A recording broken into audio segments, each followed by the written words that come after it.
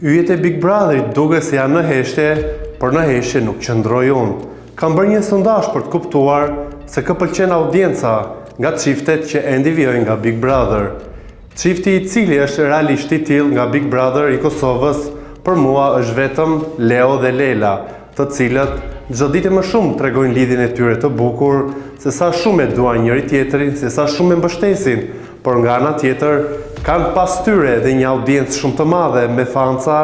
që i shikojnë dhe i përcjellin çdo lëvizje që ata bëjnë duke i komentuar dhe duke i vënë dashuri. Atëherë në një sondazh unë kam vënë përballë 4 çifte. Kam vënë Lelën dhe Leon, kam vënë Eglin dhe Gjestin, kam vënë Ana dhe Kevinin dhe kam vënë një dyshe e cila nuk është reale çift në jetën e përditshme, por janë çift skenik, Gresa dhe Vullneti, që për mua janë një dyshe ikonike që kanë gjetur kimin, ajo që mungon në ekranet tona, këta të dy e kanë gjetur dhe së bashku kanë dhe një emision që transmetohet në YouTube si e ti që vendos.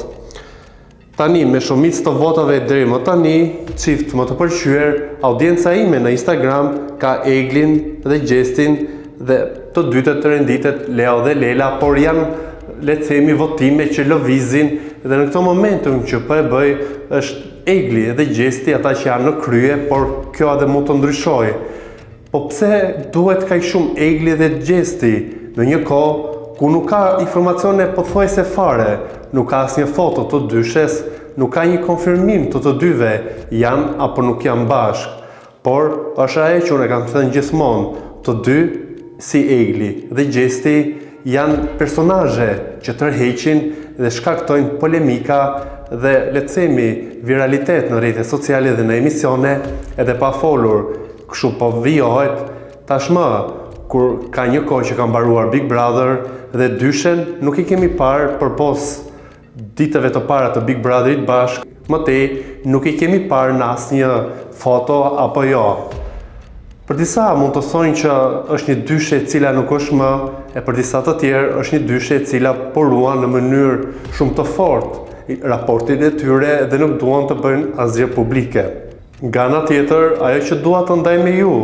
është për Big Brother Kosova VIP 4, i cili do të nisë së shpejti. Janë disa emra që po qarkullojnë, por pa pasur diçka konkrete, nuk dua ta ndaj me ju.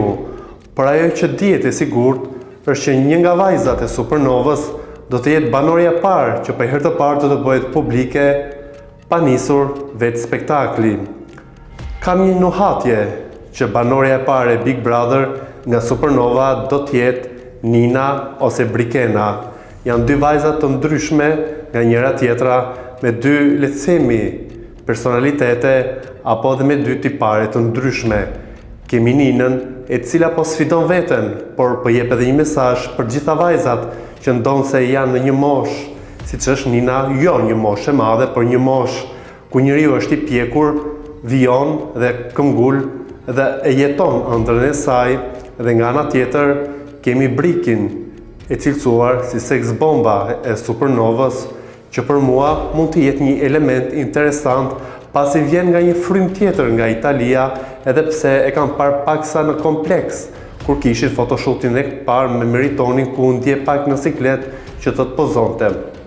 Por sigurisht, ajo do t'jetë një element i mirë nëse do t'jetë ajo e përzgjedhura për të qenë banorja e parë e Big Brother Kosova VIP 4.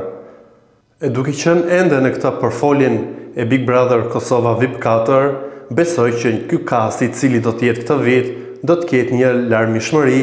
pasi edhe steka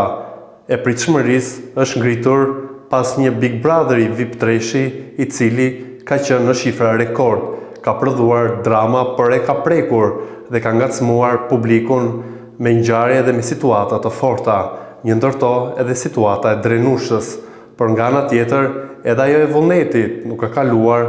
pa folur dhe pa shkaktuar polemika, por një polemik mbështetëse për të. Ndaj dhe them që Big Brother Kosova VIP 4 do të ketë një larmishmëri, ngjyra dhe personazhe që do të mbajnë të mbërthyer publikun, se kush do të jetë, këtë do ta zbulojmë me kalimin e kohës, por sigurisht që mund të jenë edhe personazhe që ju i shihni për ditë.